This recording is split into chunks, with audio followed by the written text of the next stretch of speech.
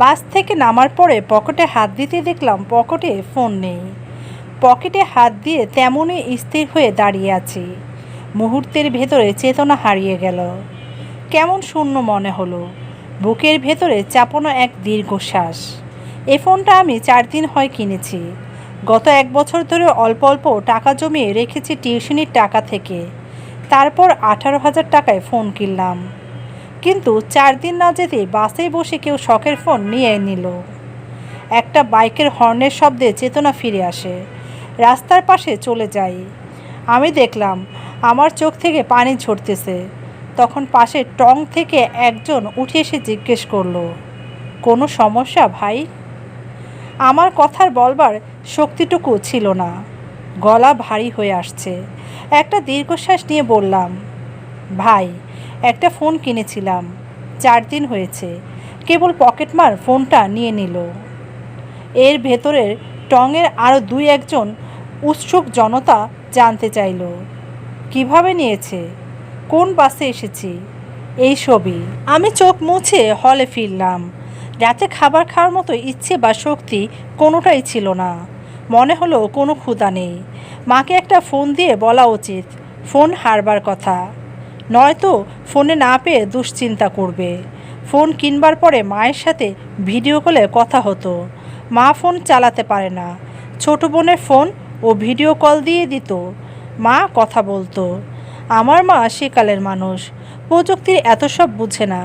Video কলে যে শহরে থাকা ছেলেকে দেখতে দেখতে কথা বলা যায়, মায়ের কাছে এসব স্বপ্নের মতো। দিনে একবার মায়ের সাথে ভিডিও কলে কথা বলতে হতো। ভিডিও কলে কথা হলে মা বলতো, ও মনির, তুই কি ঠিকঠাক খাস না?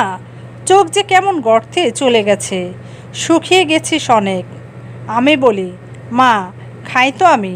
মা বলে, তোরে কেমন শুকনো লাগছে, রাতে ঘুমাস না মনে হয়। এখন ফোন না থাকায় মায়ের সাথে আর ভিডিও কলে কথা বলা হবে না। আরও একটা ভালো ফোন চালানোর ইচ্ছে ছিল অনেক দিন থেকে। টাকা জমিয়ে কিনলাম, সেই শখের জিনিস চুরি হয়ে গেল। আমার রুমমেট তৌহিদ ভাইয়ের ফোন থেকে মাকে কল দিলাম। মাকে কল দিয়ে বললাম, মা, ফোন নষ্ট হয়ে গেছে, এখন থেকে আমাকে এই নাম্বারে কল দিলে পাবে। মা বলল, তুই না ফোন কিনলি সেদিন, নতুন ফোন নষ্ট হয় কিভাবে?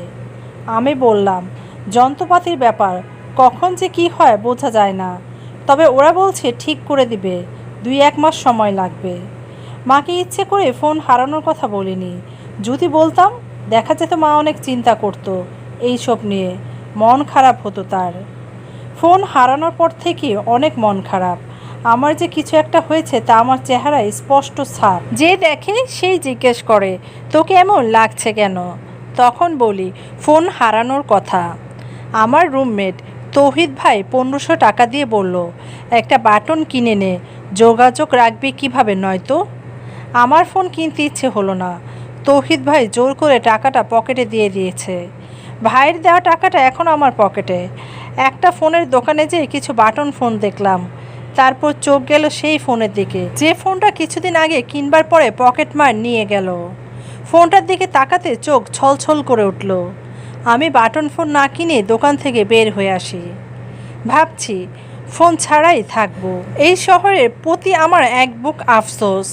একদিন টিউশন থেকে ফিরতেছি, তখন দেখলাম রাস্তার পাশে একটা জটলা।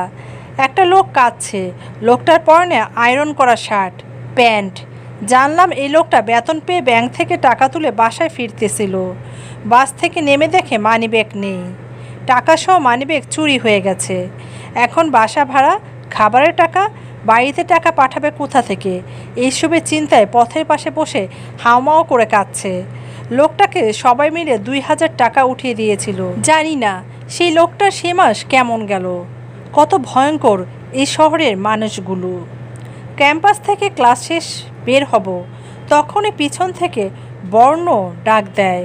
বর্ণকে যদিও আমি নিজেই ক্যাম্পাসে খুঁজেছি, বর্ণ যেখানে যেখানে থাকতে পারে সেসব জায়গায়, তবে খুঁজে পাইনি। বর্ণ নামের এই মেয়েটার সাথে আমার সম্পর্ক 2 বছর 3 মাস। শহরে এত জটিলতার ভিড়ে বর্ণের পাশে বসলে বুকের ভেতর শান্তি পাই। এই টিউশনে দৌড়ে ক্লান্তি, হোটেলের গ্যাস্ট্রিক বেড়ে যাওয়া, খাবার খেয়ে যখন খারাপ লাগে, তখন বর্ণের পাশে বসলে সব দুঃখ ক্লান্তি কমে যায়। কিছু সময় খুব ভালো থাকি। বর্ণ ফোনে না পেয়ে রাগ নিয়ে কথা বলল। তারপর ঝগড়া করতে করতে মেয়েটা কেঁদে দিল। আমি বললাম, ফোন হারিয়ে গেছে, পাবে কি করে? বর্ণকে বললাম, আমি ভাবছি ফোন চালাবো না আর। তুমি এরপর একটা করে চিঠি নিয়ে আসবে যখন ভার্সিটির ক্লাসে আসবে, আর ক্লাস শেষে পদ্মপুকুরে আম গাছটার পাশে বসবে। বর্ণ বলল, এই বিষয়টা কিন্তু দারুণ হবে, এ যুগে আমরা সবার থেকে আলাদা। টিউশনে আসলাম সন্ধ্যা 7টায়। আমার স্টুডেন্ট বাসায় নেই, সে গেছে তার মামার বাসায় একটা দাওয়াতে।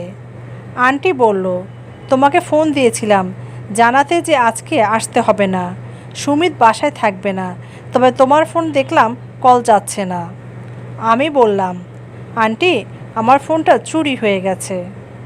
আন্টি বলল, কিভাবে হলো? সেদিনই যে ফোন কিনলে। আমি বললাম, বাস থেকে কীভাবে যে নিয়ে নিল টের পাইনি, বাস থেকে নামার পরে দেখি ফোন নেই পকেটে। আন্টি বলল, আহারে শহরটার যে কি হলো, ফোন ছাড়াই আমি থাকছি, মন্দ লাগছে না থাকতে। তৌহিদ ভাইয়ের ফোনে মা কল দেয়, রাতে একবার কথা হয়। মা বলে, মনির কারো ফোন থেকে একটা ভিডিও কল দিতে পারো না? তোরে দেখতে ইচ্ছে করে খুব। মাকেও যে আমার খুব দেখতে ইচ্ছে করে, তবে ভিডিও কল দেওয়া হয় না। ফোন হারানোর 1 মাস পরে সন্ধ্যা 7টায় সুমিতদের বাসা থেকে পড়ানো শেষে বের হব, তখন আন্টি বলল, সুমিত তুমি একটু বসো। আমি বসলাম, ভাবলাম হয়তো এ মাসের বেতন দেবে। আন্টি ঘরের ভিতর থেকে এসে আমার হাতে একটা নতুন ফোনের বাক্স দিল। আমি বাক্সটা খুলে দেখলাম একটা আইফোন 10। আমার চোখ ছলছল করছে ফোনটা দেখে। আন্টি বলল, তোমার ফোন চুরি হয়েছে তোমার আঙ্কেলের কাছে বলেছিলাম, তার বন্ধু আসছে দেশে গত পরশু, তার কাছে তোমার জন্য সে ফোনটা কিনে পাঠিয়ে দিল। হলে ফিরে রাতে বোনকে কল দিলাম। বোনকে বললাম, তোর ডাটা চালু কর, হোয়াটসঅ্যাপে কল দিচ্ছি। হোয়াটসঅ্যাপে ভিডিও কল দিলাম। মা দেখেই বলল, কত শুকিয়ে গেছিস এ কদিনে, ঠিক মতো খাইস না? আমি বললাম, খাই তো মা।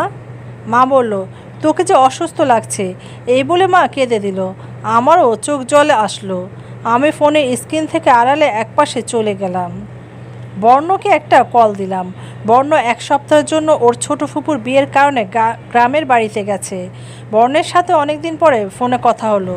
এই শহর আসলে যতটা ভয়ঙ্কর অদ্ভুত ততটাই সুখের। শহরের প্রতি মানুষের অনেক অভিযোগ আছে, তবে এখানে মানুষ থেকে যায়। খারাপের সাথে এমন ভালো কিছু ঘটে যায়, মন ভালো করে দেয়। আমার হাতে যখন আন্টি নতুন ফোনটা দিল, আমার যে কেমন অনুভূতি হলো, সেই অনুভূতি প্রকাশ করবার জন্য কোনো শব্দ উপযুক্ত মনে হচ্ছে না। এই শহরে যেমন খারাপ মানুষ আছে, তেমনি ফুলের মতো কিছু সুন্দর মানুষ আছে যারা ঘ্রাণ ছড়ায় শহরের পথে ঘাটে। তাই মানুষের অনেক অভিযোগ থাকলেও শহর নিয়ে হয়তো বারবার বলে শহর ছেড়ে যাব, তবু অদ্ভুত এসব মায়ার কারণে শহর ছেড়ে যায় না, থেকে যায় আবার পরের মাসটা। এইভাবে বছর চলে যায়। এই শহর কখনো ভয়ঙ্কর, আবার কখনো অদ্ভুত সুন্দর।